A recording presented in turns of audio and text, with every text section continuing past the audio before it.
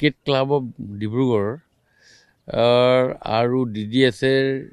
ফালৰ পৰা আজি T20 ক্ৰিকেট মেচৰ আজি অৰ্গেনাইজ কৰিছে আৰু সেই গোটেই খেলখনৰ আজি 6ম বাৰৰ কাৰণে একচুৱেলি 8ম হ'ব লাগিছিলে কিন্তু আজি 6th টাইমৰ কাৰণে যুগল কিশোৰ মহন্ত ডাঙৰীয়াৰ তেখেতে স্পন্সৰৰ দ্বাৰা এই গোটেই খেলখনৰ আদি ব্যৱস্থা কৰা হৈছে এটা সুন্দৰ পৰিৱেশত হৈছে আগতো ছবাৰ হৈছে খুব ভাল হৈছে নৰ্থ ইষ্টৰ প্ৰায়বিলাক টিমে ইয়ালৈ আহি ইয়াত এই T20 খেলখনৰ এটা ব্যৱস্থা কৰিছে আৰু DDSৰ সকলো সদস্যকে মোৰ ফালৰ পৰা মই বিশেষভাৱে ধন্যবাদ জ্ঞাপন কৰিছোঁ আৰু ক্ৰিকেট ক্লাব অফ ডিব্ৰুগড়ে যি ব্যৱস্থা হাতত লৈছে মই ভাবোঁ নিশ্চয় এই ধাৰাবাহিকতাটো থাকিব আৰু বিশেষকৈ আমাৰ ডিব্ৰুগড় যিটো DDSৰ ক্ৰিকেট খেলাৰ ওপৰত যি ব্যৱস্থা আজি ধাৰাবাহিকভাৱে ৰখা হৈছে আজি কেইদিনমান আগতে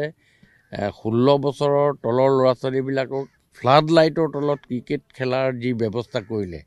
মই এই গোটেই কথাখিনিকে মই ডিব্ৰুগড় ডিষ্ট্ৰিক্ট স্পৰ্টছ এছ'চিয়েশ্যনকো ধন্যবাদ দিছোঁ আৰু যুগল কিশোৰ মহন্ত ডাঙৰীয়াকো কৈছোঁ JKM ট্ৰফিক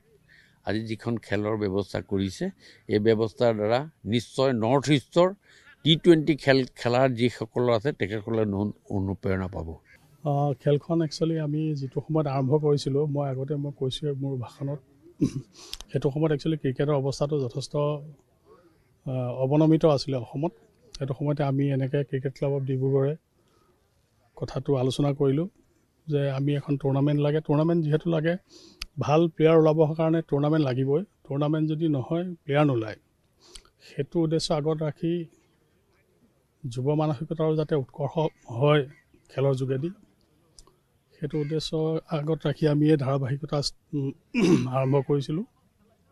আৰু সেয়া আগলৈও আমি চলাই যাম বুলি প্ৰতিশ্ৰুতিবদ্ধ অসম খেলুৱৈ প্ৰেমীসকলৰ ওচৰত আৰু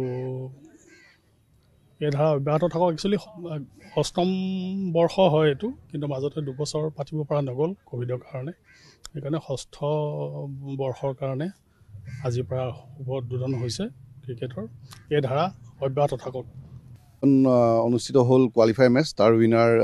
railway workshop sports club Dibrugarh railway workshop sports club আৰু ডিব্ৰুগড় ক্ৰিকেট কোচিং চেণ্টাৰৰ মাজত